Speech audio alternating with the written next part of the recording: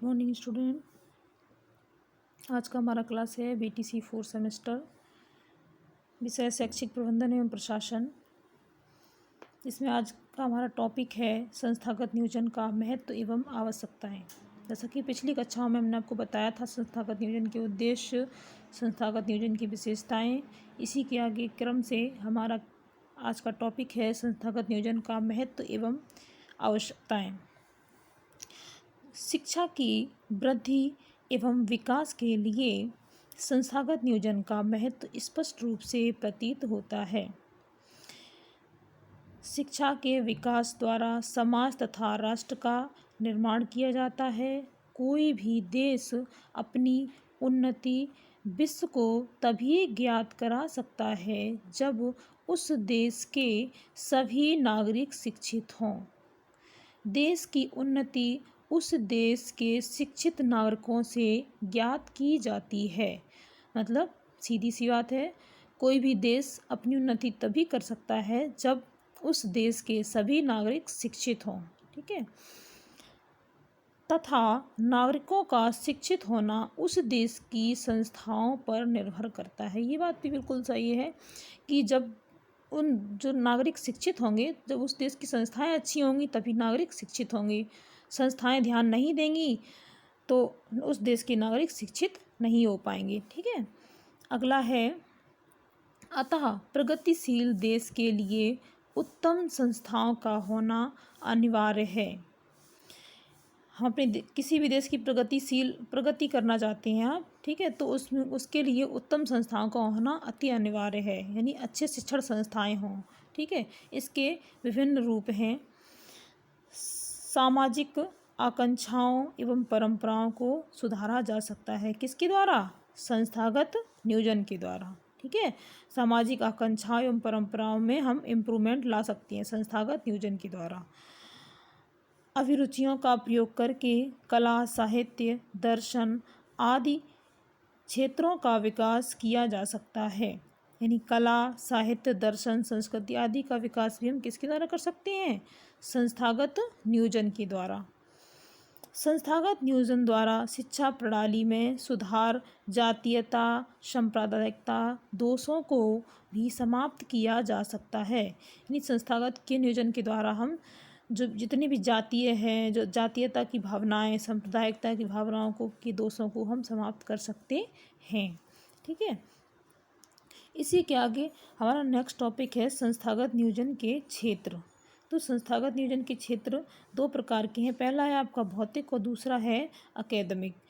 अब भौतिक यानी फिजिकल, इसके अंतर्गत क्या क्या आता है आपका? कक्षा भवन का निर्माण।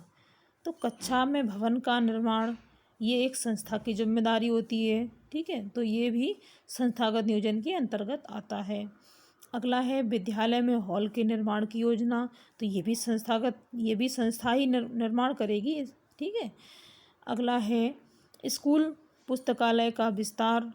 ये भी एक संस्था की ही जिम्मेदारी होती है। ठीक। स्कूल कैंटीन का सुधार, ये भी संस्थागत नियोजन की ही जिम्मेदारी होती है कि स्कूल में कैंटीन हम कहाँ बनाएं। ऐसा नहीं है कि जहाँ क्लास बने हैं वहीं बिल्कुल पास में ही कैंटीन बनाएं। कैंटीन के लिए थोड़ा सा या तो आगे बनाएं या थोड़ा अलग क्लास बनाएं। ठीक है। कैंटीन के लिए अलग रूम की व्यवस्था की जाए। ठीक है। तो ये भी एक संस्था की जिम्मेदारी होती है। अगला है विद्यालय का सौंदर्यीकरण। ये भी संस्थागत नियोजन की ही जिम्मेदारी होती है। ठीक है। अगला है विद्यालय में पानी की व्यवस्था। विद्यालय में पानी की व्यवस्था, मान लीजिए बहुत सारे बच्चे हैं और केवल एक नल लगा हुआ है, इससे बच्चे पानी पीने में अव्यवस्थित हो रहे हैं। तो इसकी जिम्मेदारी भी संस्था की ही होती है।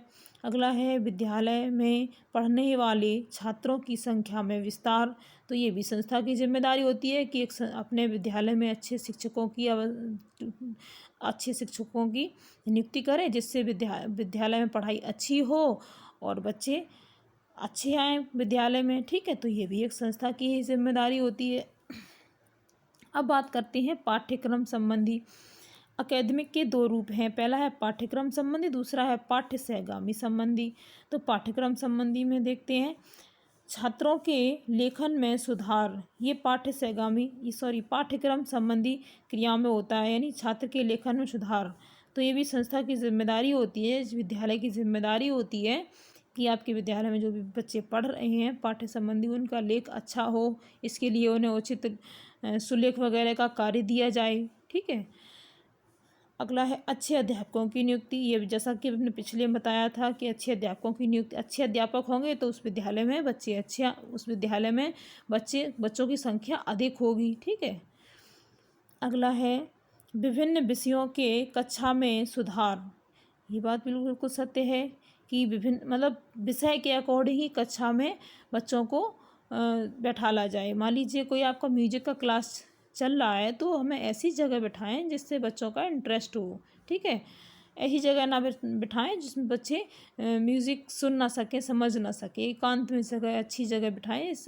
अलग अलग जैसा विषय है उसी के अकॉर्डिंग क्लासरूम की व्यवस्था होनी चाहिए। पाठ्य सहगामी क्रियाएं, बात करते हैं पाठ्य सहगामी क्रियाओं की। पाठ्य सहगामी क्रियाओं में विभिन्न क्रियाओं का आयोजन यानी बहुत सारी क्रियाएं, एक्टिविटी होती हैं, वो सब पाठ्य सहगामी क्रियाओं के अंतर्गत आती हैं। ये भी संस्था की ही जिम्मेदारी होती है।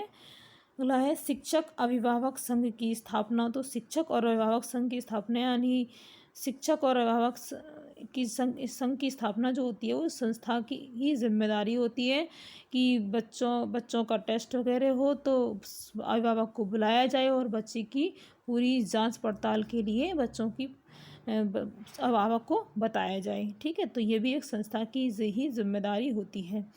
स्कूल व समुदाय में संबंध बनाना, ये भी एक संस्था की ही जिम्मेदारी होती है। विद्यालय में सुधार या अनुशासन बनाए रखना, तो ये भी एक संस्था की ही जिम्मेदारी होती है। ठीक है। Thank you. आज का हमारा टॉपिक यहीं समाप्त होता है। नेक्स्ट डे हम नेक्स्ट टॉपिक लेके आते हैं।